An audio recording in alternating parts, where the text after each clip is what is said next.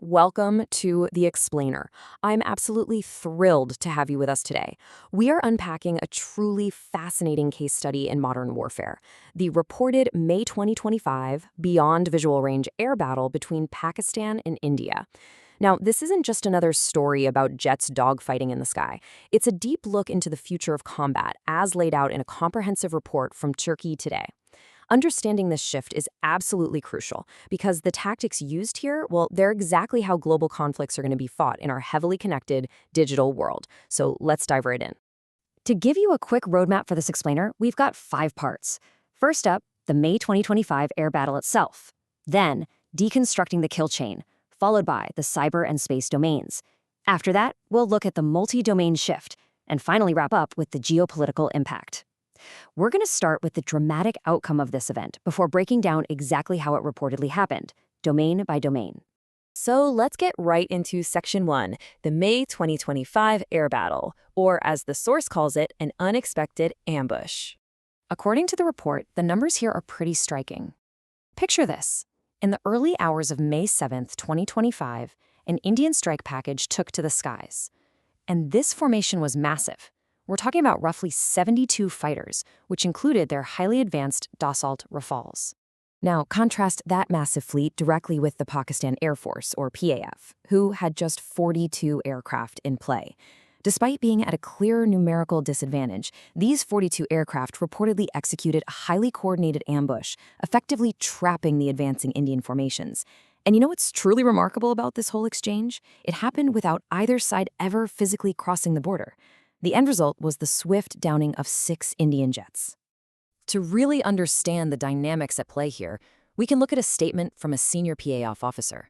He claimed, "We could have shot down more Rafales than we did, but we held back." This is a huge point, highlighting the disciplined restraint claimed by the PAF. According to the source, their goal wasn't just to cause maximum destruction. It was about achieving their specific objective while actively preventing a massive escalation between 2 nuclear-armed nations. On the flip side, India did openly acknowledge the engagement.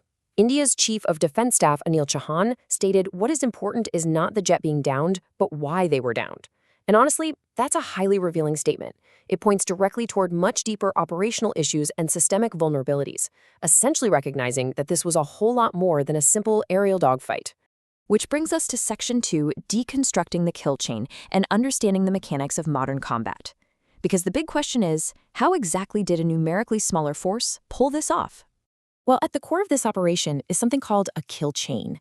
The source defines this as a seamless operational structure to detect, track, and engage targets while totally denying the adversary any situational awareness. Think of it kind of like a highly coordinated digital heist. In modern warfare, communication and speed mean everything. It's all about compressing decision time so drastically that the adversary literally cannot react fast enough. Aviation expert Alan Warnes breaks this down into 3 rapid steps. Step 1 is detect. The PAF reportedly used their own indigenous satellites for continuous intelligence and surveillance. Step 2 is track. All that data was fed through encrypted data links straight into the cockpits, giving pilots what's called a recognized air picture. And step 3 is engage. With that unmatched situational awareness, the integrated shooters could fire, and that specific rapid 3-step sequence is exactly how the PAF reportedly trapped the Indian pilots.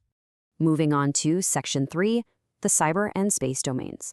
We can think of this as the hidden iceberg, because those physical fighter jets we just talked about, they were really just the tip of the iceberg.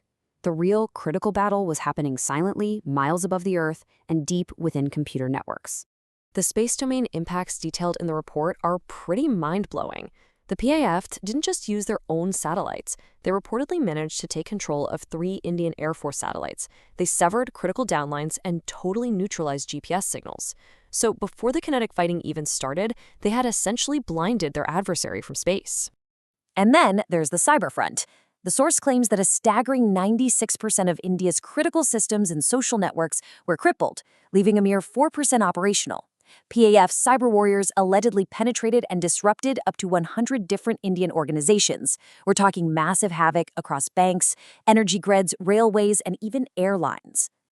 To put the scale of that disruption into perspective, the report states that 70% of Indian power grid structures were impacted. This destabilization stretched all the way from the Jammu and Kashmir region down to Maharashtra and central Punjab. The adversary reportedly couldn't get these critical services back online for days, which obviously severely hamstrung their operational capacity.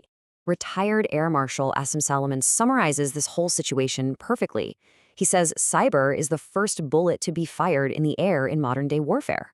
The report notes that coordinated electronic cyber measures and advanced malware were used to confuse pilots and completely disrupt their decision-making loops during the actual engagement. So the digital domain took a standard beyond visual range clash and turned it into a complex, networked contest of systems and data. Next up is Section 4, the multi-domain shift. This is all about rewiring a military. Because, the PAF didn't build this sophisticated architecture overnight. Let's look at the historical context here. If we trace the transformation initiated by Air Chief Marshal Zahir Ahmed Babar Sudu, we see a very clear timeline.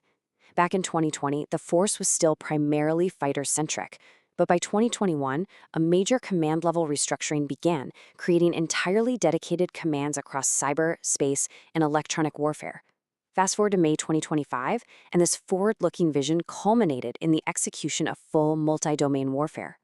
This represents an absolutely massive shift in military doctrine. The old way of thinking was fighter-centric, right? Where military capability was basically measured by sheer fleet numbers, who literally has the most planes. But the new way is net-centric. Capability is now measured by how well you integrate your networks and your shooters. It's an environment where incredibly diverse assets, from drones to satellites to jets, are all talking to each other instantly on a single secure communications cloud. And independent defense intelligence totally supports this necessary shift. Gareth Jennings over at Jane's notes, operating in high-threat environments, electronic warfare is a must-have. It's not an optional extra anymore. Basically, if you're going to survive contested airspace today, comprehensive electronic warfare capabilities are an absolute baseline requirement. Finally, let's look at Section 5, geopolitical and strategic impact and what this means for a new era of deterrence. Let's analyze the global ripples of this unprecedented engagement. We really have to revisit this decisive destruction ratio claimed by the source, 7-0. That number perfectly underlines how total digital dominance, spanning both space and cyber domains, effectively overcame a much larger, numerically superior adversary. It completely flips the traditional script of military advantage right on its head. Following this engagement, the report outlines some major, broader strategic wins for Pakistan. They successfully shaped regional deterrence, clinched brand new defense partnerships, and significantly enhanced their diplomatic leverage. In short, they firmly position themselves on the global stage as a technologically sharp, highly capable military actor. Adding to that global influence, the report actually notes that U.S. President Donald Trump publicly referenced the scale of these aircraft losses. Having a public acknowledgement like that from a major world leader added some serious weight and validation to the narrative on the world stage. So, what is the big takeaway from all this? The true significance really lies not in the outcome of a single night, but what it reveals about the future of regional air warfare. We are looking at the dawn of cyber-integrated air power. The paradigm has completely shifted, and it's fundamentally changing how we have to measure military might going forward. Which leaves us with a final, rather chilling thought to consider. When battles are fought and won in code and orbit before a single physical missile is even fired, how safe is any nation relying only on traditional fleets? It's a whole new world out there, guys. Thank you so much for joining me on this explainer. Keep learning, keep asking those big questions, and I'll catch you next time.